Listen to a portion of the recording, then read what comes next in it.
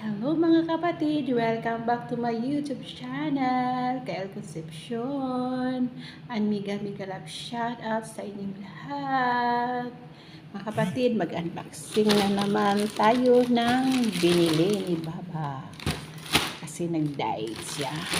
Ito naman yung para breakfast daw niya. Ayan, unboxing natin mga kapatid.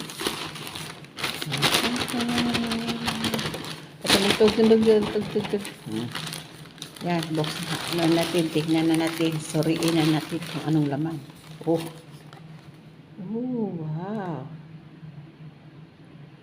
Yan. Cheese, akala ko ham. Cheese pala, yun pangalan niya mga kapatid. Kaya baka magkamali ako mag-pronounce. Kaya na lang magbasa. Yan. Akala ko hamonado.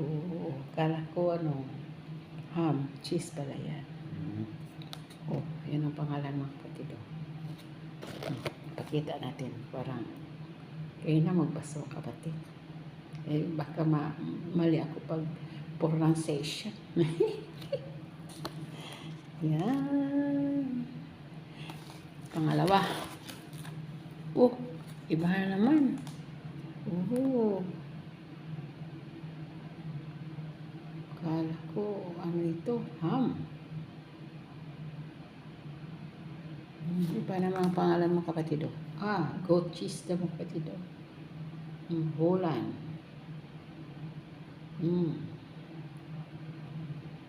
Truffle. Ano pa pronounce yung kapatid? Yan. Ang iyang ipalaman sa kanyang tinapay kapag kumain siya tuwing umaga. Yan mga kapatid. Next. Cubes ito mga kapatid. Cubes. Ano natin para yung ano pala. Ito din. Organic siya. Organic. Masarap siguro ito. Makatikim din ako ito mga kapatid. Siyempre ako magawa sa kanya. Tikman ko rin yung palaman niya. Ano talaga yan? Ang maunahan kong makakain yung magawa. Tikim na ako minsan. Tingnan naman natin to kung anong nasa itong mga cheese na ito. Yan. Yan ang mga ayan ang pangalan niya. Tapos ito naman yung tinapay niya. Tinapay din yung mga kapatid with pumpkin bread. 180 sweet and bakery. Mga kapatid yan. Yan yung tinapay niya. Sarap siguro ito. Makakain din ako nito. Itong dulo at saka itong dulo sa akin yan. Itong dito at saka dito sa puwet sa akin yan. Yan ang mga kapatid. Ang anuhin ko. Ito pa yung isang tinapay niyang binili ng kapag ipakita ko sa inyo. Ito yung isang tinapay na binili niya kahapon rin. Ito yung inaga niya kanina. Yan. Diet daw siya ngayon. Ito okay na ay pumpkin seeds. Paano ko ito paglagay sa yung matanggal ko pumpkin. Buto-buto ng ano.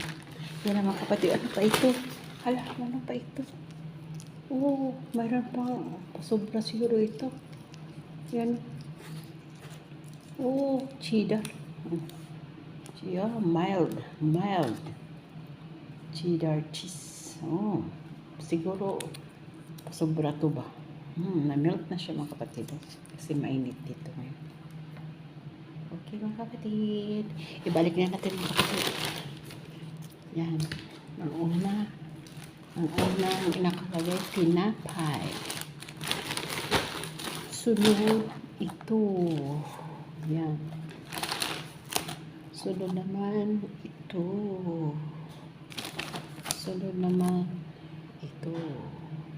Ilagay ko muna ito sa ref mga kapatid.